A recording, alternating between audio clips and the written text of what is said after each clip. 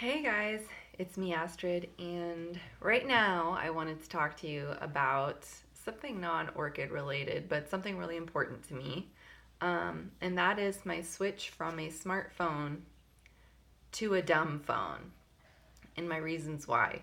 Kind of just gonna go stream of consciousness on this, so join me for the journey of my thoughts. But I wanted to talk to you about why I switched over to this phone from a smartphone. So first of all, this is the Nokia 3310. It cost me 60 bucks. The box had collected so much dust on it at Target because no one is buying these because no one wants a dumb phone. But it was really cheap. The next cool thing about it is that you can take your, and this is my sticker, you can take your SIM card from your smartphone and put it right into this dumb phone. Although many smartphone SIM card sizes are nano, and dumb phones like this tend to take a micro, so you'll need a little piece of plastic to slip your nano card into and stick it into the micro slot. But it's really, really cheap. The guy at the store gave me one for free. Um, this phone, it gets calls, it gets texts. In particular, the Nokia 3310 is a 3G phone and not a 4G phone. So some dumb phones like this are 4G and can create a Wi-Fi hotspot for you. So you can keep your smartphone with you, you can keep your data plan, and you can use this dumb phone to make a Wi-Fi hotspot so you don't have to switch your SIM card around, or so you can look at the internet on your laptop or something. Like, it still has good capabilities. This one doesn't have that, and the reason that I chose this one over a phone that does have that capability is because I really think it's cute, and for me, appearance, like fashion, is more important than abilities sometimes, and this one does a lot of the things I need, and I can just switch my SIM card between phones when I need to. So I just said fuck it, and I got this cute one. You can see, you unlock it, it has your pictures. It's a little slow. It has your contacts. It has Snake, okay? Like the original Nokia phone. It's a little different than the original Snake, but it works, and it's really cute. And it even has a calendar. It has a lot of the things that you want. It doesn't have Tetris. But enough about the phone itself. Really quick, I want to talk about this sticker, though, just real quick. This is by Woke Face, and she's like this local artist who makes a bunch of really cool stickers with a third eye and sticks them around Portland. And her identity is private because she sticks stickers everywhere, but you can get Woke Face stickers, and they're really, really cool and cute. And so I put this one on my phone, and I love it. But let's talk about why I made this switch. So my life has been stressful lately. Ben and I, my soon-to-be husband and I, we were both working full-time, and my job was pretty stressful and not very fulfilling necessarily. And so to deal with that stress, I went from using my smartphone too much to using it like constantly. It was glued to my hand. Every moment of stress I had, the pacifier that I would pop into my metaphorical mouth was my smartphone. And I would look at Facebook, and I would look at Reddit, and I would look at Instagram, and I would, like, I don't really Snapchat, but I would be into all the big name social media. I was on that shit, and I was on it like all the time. And it started getting to this obsessive level, and it just sucks all your time away. And my husband, soon to be, but we'll just say husband, Ben, he made the switch from a smartphone to a dumb phone last year, maybe 2 years ago. He still kept his smartphone, he still uses it, but when it gets to the point where it's being out of control, he takes his smartphone and he leaves it in the glove box of his car. And I do that with my smartphone now too. And once you put this fucking prison, which smartphones are like a weird fucking prison.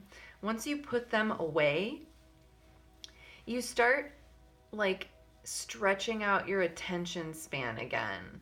And you start thinking of stuff to do around your house. And the laundry doesn't have to be this behind. And I would really actually like to do something fulfilling to me, like color in my cool Flower Girls coloring book by Life Illustration. Get this, it's great.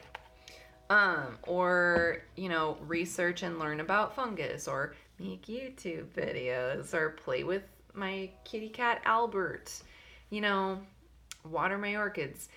Once you put this thing down that sucks all your time and attention away, it's like magic. You start connecting with your partner more. It stops this constant need for stimulation.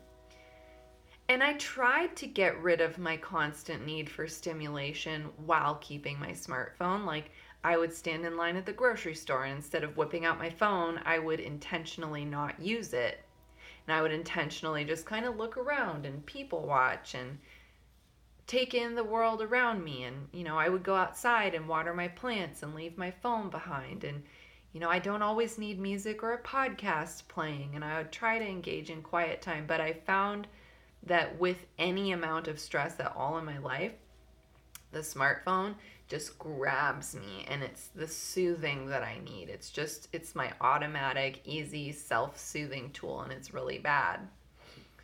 Another problem I was having with my smartphone is that I was just buying too much shit all the time. I mean, this shirt was from an ad, like Wicked Clothing, super cool, love Wicked Clothing, they have the best t-shirts. And I wouldn't have found them without being on Instagram and seeing the ad. And it's not a bad thing to see ads that are tailored to you and exactly what you would want, because I have all this cool stuff now. But at a certain point, it becomes too much. And Instagram is literally an advertisement machine. Like every artist I follow on Instagram, their Instagram is their platform for advertising their art to you. So I would look at their ads, which are their posts basically, and interspersed between ads from individual artists that I want to see were ads from companies that are sponsoring Instagram that I also want to see. And it was just it's a trap. Every time I go on Instagram, it generates this wanting within me. I want this thing. I need this thing. And now that I've quit my job and I'm trying to sort out my life and figure out what I want to do, having something that makes me want to spend money all the time and buy the newest thing and get stuff just is not good. And in general, I would like to separate myself from materialism a little bit. It's gotten too much. I need all these high-waisted jeans, and I need this, and I need that. And the smartphone is this portal into wanting for me. And I have to stop. It's not to say that smartphones are bad, but it is to say that when people are stressed out, we use them too much. And it becomes our pacifier, and it becomes our answer to everything, and it shuts us out. I sat and I realized all I was doing with my time was watching TV, using my smartphone, doing all this stuff, and letting everyone else put all the thoughts and put all the ideas and put all the topics into my head for me. And I was thinking, how much creative thought of my own have I had in the last while? Have I written anything in months? No. Have I made YouTube videos? No. Have I read books that I care about? No.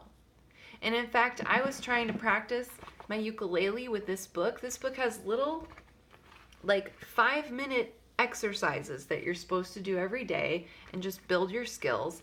And I found working my way through and teaching myself to read music for 10, 15 minutes too strenuous an activity, because I was so used to the flip, new thing on Reddit, on my smartphone, on the internet, browsing around, newsfeed. Oh God. Everything lasting like 5 seconds made my attention span so small that I couldn't even do this little tiny exercise in my book and enrich myself. And I haven't been enriching myself because the smartphone is cheap. The smartphone is junk food. The richness doesn't come from the smartphone, and yet that's all I was doing with all of my time. So, switching to my dumb phone, I can still make calls. I can still take pictures that are not that great. I can still text message. I can still be connected with the world.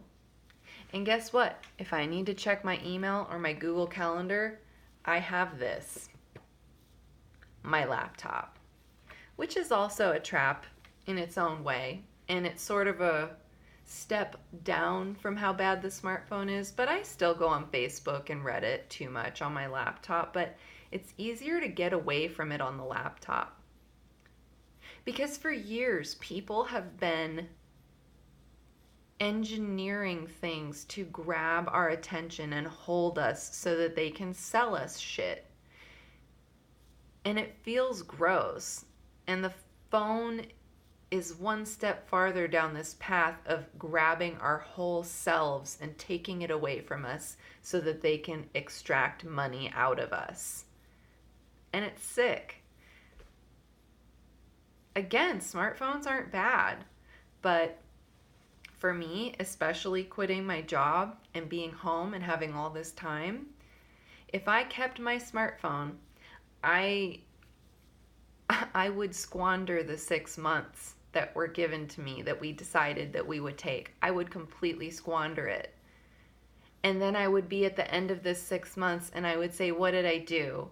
Well, a bunch of shit I can't remember on Reddit and Facebook and Instagram. And I'd feel sick. And I didn't want that. So I made this decision to switch to this phone. It didn't cost me very much.